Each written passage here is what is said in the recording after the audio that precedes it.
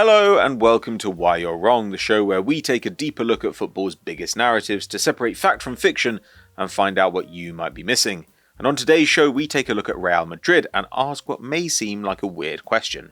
Do they actually deserve more credit than they've been getting? It's hard to believe that just 10 years ago, Real Madrid were almost seen as cursed in the Champions League. Though winning the first 5 European Cups had automatically made Los Blancos continental royalty, they'd had huge dry patches, lifting the trophy just once between 1960 and 1998, and then going on another drought between 2002 and the mid-2010s, elevating La Decima, the 10th triumph, to the level of near-mythical quest. Of course, Ancelotti fixed that, and Real have won 5 of the last 9 competitions, including an against-the-odds crown in 2022, but the team's unrivaled heritage in Europe has, arguably, started to work against their coach. The way that seemingly any Real Madrid team could walk to the final of the tournament over the last decade, sometimes helped by dodgy refereeing, and always by clutch finishing, gave the impression that Real were the Sevilla of the UCL, contenders no matter how bad they might be domestically. And that idea is once again gaining traction in 2023,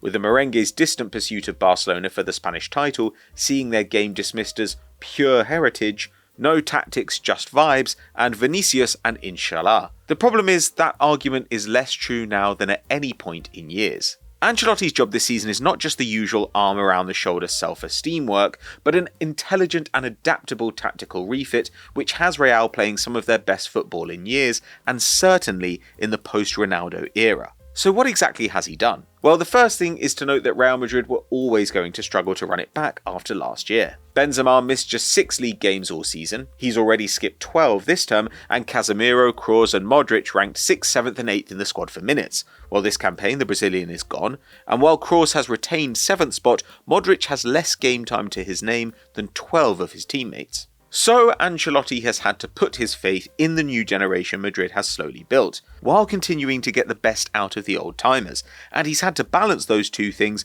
while maintaining elite performance levels. That's exactly what he's done. In fact, he's improved the team. Real might be second in Spain, a distant second at the time of writing, but Understat put their expected points just 2 off Barca instead of their actual 14, and FBref rate their expected goal difference per 90 at plus 1.11 a game, meaning they outcreate opponents by an average of over 1 xG per match. That's third in Europe, to City and Barca, who've been out of the Champions League and able to focus on domestic fixtures since the autumn, and is a huge upgrade on last year's XG difference per 90 of plus 0.7, then only 8th best in Europe. And if you weren't watching Madrid, you might not know how much effort Ancelotti has put into bedding in his youngsters. Tchouameni has over 1,800 minutes in the league to date, more than Benzema, and has looked every inch the superstar he was billed as, ranking top of the squad for defensive actions with 5 a game, and sitting behind only Kroos, Modric and amazingly Dani Ceballos for passes per 90 and balls into the final third. Camavinga meanwhile has played barely less than Kroos and Benzema, splitting his time between midfield and left back and excelling in both spots, trailing only Tchouameni and Ceballos for tackles and interceptions, and putting up an incredible 7.5 progressive passes per match. That's slightly more than Trent Alexander-Arnold, and by fielding the 20-year-old Frenchman in a deep role, Ancelotti has managed to make his team stronger defensively, reducing 1.15 xG conceded per game last year to 1 this year, while allowing him to get the best out of Modric. With so much build-up taken care of, the Croatian has pushed higher upfield, taking just 14% of touches in his own third, down from 18% in 2021-22, and a larger proportion of touches in the attacking third than ever before, as well as getting more in-box touches than at any point in his Madrid career. That's resulted in his best XG, shot and key pass numbers in Spain at 37 years old. And as for Ceballos, whose name you probably laughed at when I mentioned it earlier, he's a part of the strategy too. He, Nacho and Asensio all have between 1,200 and 1,600 minutes, fractionally less than Dani Carvajal, and that's kept the big names fresher, helping them walk through a tough round of 16 matchup with Liverpool. Getting the best out of the best players and value out of the squad, that is the soul of good management. But perhaps the smartest adjustment has been the way Real have coped without Benzema. When he's on the pitch, they're still at their best, scoring every 42 minutes, but they've been almost the same without him, netting every 46 minutes. And here the chief innovation has been using Vinicius Jr. and especially Rodrygo more centrally. The latter is having a breakout campaign, increasing his already phenomenal ball carrying to rank in the top 9% for progressive runs and the top 7% in his position for carries into the box.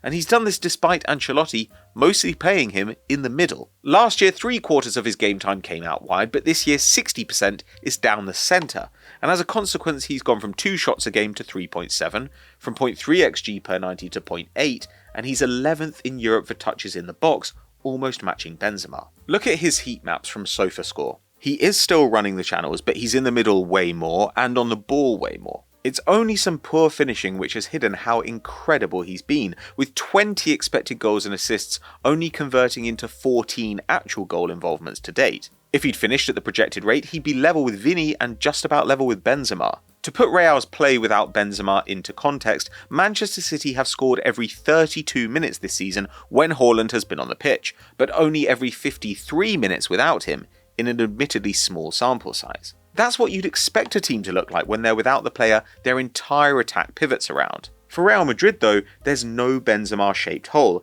Ancelotti has somehow plugged it with a 5'9" 22-year-old lightweight winger. Despite all this, there's a reasonable chance that by the time you see this, Real are just about out of the Champions League, and they'll end the campaign with only the Copa del Rey, European Super Cup and Club World Cup to show for their efforts. In real terms, just one actual trophy. But whatever the outcome of the season, Ancelotti has achieved something that deserves recognition. As CBS's Mike Goodman has remarked, overcoming injuries and age with tactical innovation is something that can elude the very best coaches, with Jurgen Klopp notably failing to do so with Liverpool this season, and Mikel Arteta opting for a plug-and-play approach, simply hoping replacements can cover adequately for starters in an otherwise unchanged system. The only managers I can see even coming close to the brilliance Ancelotti has achieved this year are Pep Guardiola and maybe Thomas Tuchel, but has Ancelotti received the plaudits for using Camavinga at left back that Pep has for using Ake there?